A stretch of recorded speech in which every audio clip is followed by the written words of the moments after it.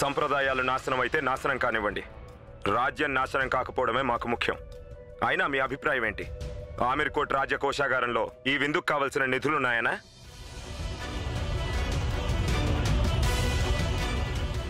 పైగా మనం రాజ్యంలోని నిధులని పేద రైతుల సంక్షేమానికి కేటాయించాలి.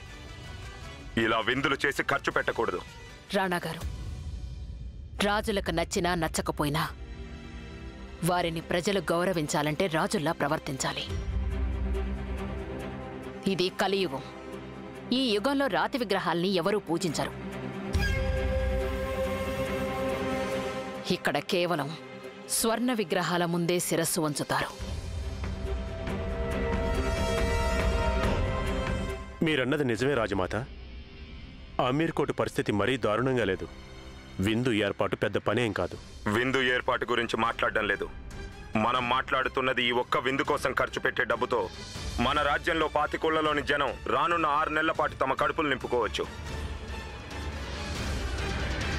అందుకే ఈ రాజభోజనాల్ని రద్దు చేస్తున్నాం. ఈ సంప్రదాయం ఇక్కడితో ఆగిపోవాలి.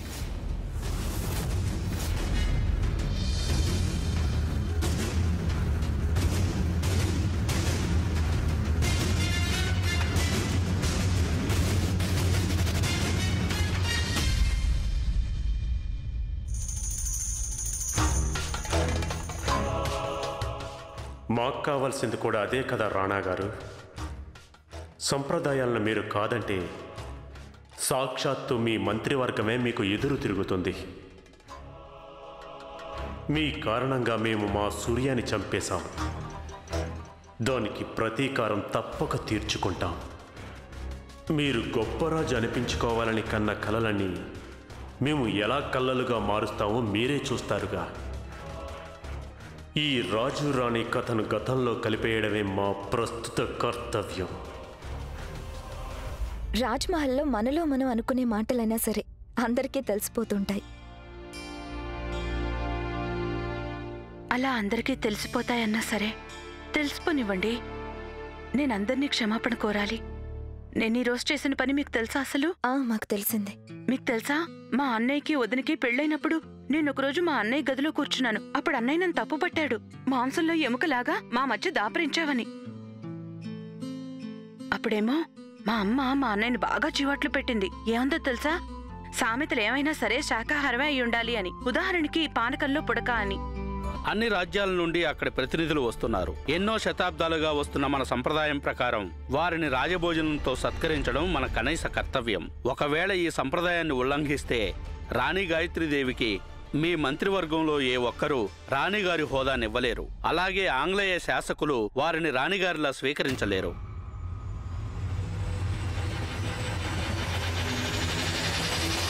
చెప్పండి, మీ సమాధానం ఏమిటి? రాజభోజనం ఉంటుందా ఉండదా?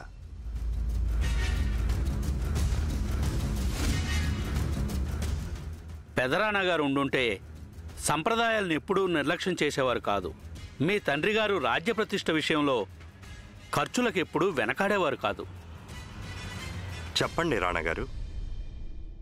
లేదు లేదు లేదు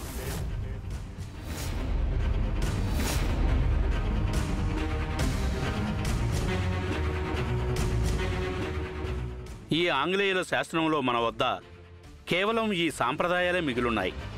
మీరు వాటిని కూడా మాకు దక్కకుండా చేయాలనుకుంటున్నారా? మనం ఈ రాజ్య ప్రతిష్టను రక్షించుకోలేకపోతే అధికారం ఉండి ప్రయోజనం ఏమిటి?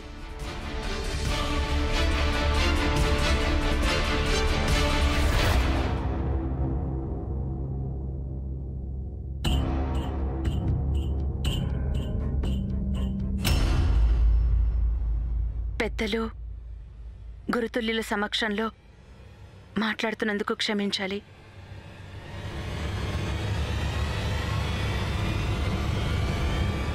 నేను చెప్పదలుచుకుంది ఏంటంటే రాజభోజనం ఉంటుంది.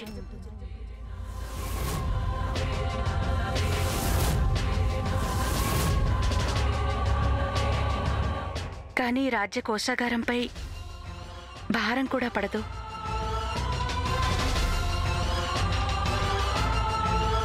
రాజభోజనం డబ్బు లేకుండా సాధ్యపడదు రాణిగారు.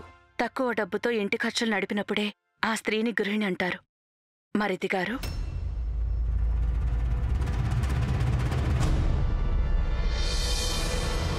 మా రోజుల్లో మేం పెద్ద పెద్ద విందులెన్నో ఏర్పాటు చేశాం రాణిగారు.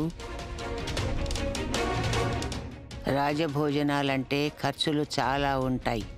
మేమే ఖర్చులు తగ్గించలేకపోయామంటే ఇక మీరెలా చేస్తారు?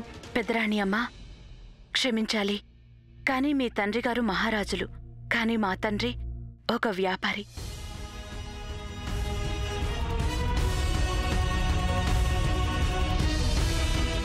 మా ఇంట్లో మా మాటలు కూడా ఆచితూచి మాట్లాడతాం. ఎక్కడా ఒక్క మాట కూడా ఎక్కువ మాట్లాడం. ఇక మీరే ఆలోచించండి, డబ్బు విషయంలో మేము ఇంకెంత జాగ్రత్తగా ఉంటాము.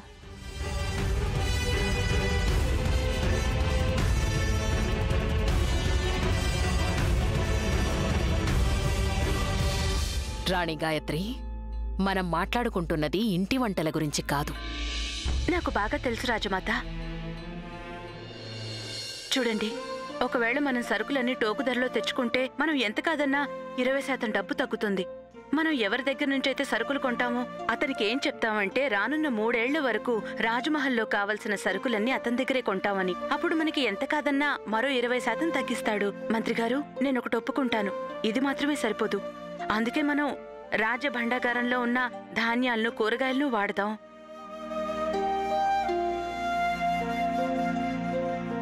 అక్కడ మన అవసరానికి మించి సరుకులున్నాయి. 8 రకాల బాస్మతి బియ్యం నిల్వలున్నాయి. కూరగాయలు కూడా ఉన్నాయి. మన విందులో ఎంత కాదన్నా 8 రకాల కూరలుండొచ్చు.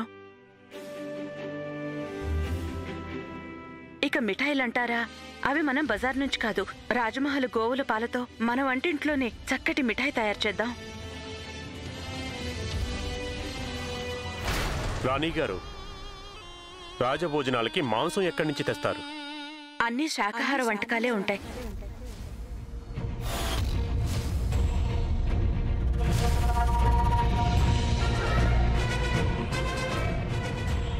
రాజభోజనానికి ఆవులు మేకలు రావట్లేదు, రాజపుత్రులు వస్తున్నారు. రాజపుత్రులు మాంసం లేకుండా జీవించనేలేరు. జీవించాలి కదా అని ఇంకో ప్రాణిని చంపనవసరం లేదు కదా. ఇది మగవాళ్ళు నిశ్చయించే విషయాలు రాణిగారు. మీ ఆడవాళ్ళకి ఇవి అర్థం కావులేండి. స్త్రీలకు అన్నీ అర్థం కావడమే కాదు, అర్థమయ్యేటట్టు చెప్పగలరు కూడా. మరిది గారు, మేము మీ తెలివితేటలు చూసి తల వంచుకోలేము. మేము ఆ పరమశివుడి భక్తులం. మేము మా శిరస్సుని కేవలం అతడి ముందే వంచుతాం. కానీ సాక్షాత్తు ఆ పరమశివుడే కాళీమాత ముందు మోకరిల్లాడు. రాణిగారు, ఇలాంటి రాజభోజనం కంటే ఏమీ లేకపోవడమే నయం. కనీసం ఈ రాజకుటుంబం గౌరవమైనా మిగిలి ఉంటుంది. మరిది గారు, మీకు తెలిసే ఉంటుంది, రాజభోజనాల ముందు శివుడికి పూజలు జరుగుతాయి. అక్కడ పరమేశ్వరుడి విగ్రహం సమక్షంలోనే ఎవరైనా మాంసం తింటే బాగుంటుందా?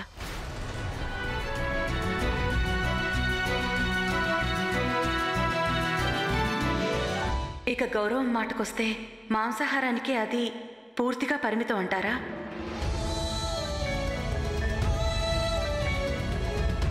గౌరవం వ్యక్తిత్వం వల్ల ఏర్పడుతుంది. ఆ వ్యక్తి ఆలోచనల వల్ల ఏర్పడుతుంది, మాంసాహారం వల్ల కాదు.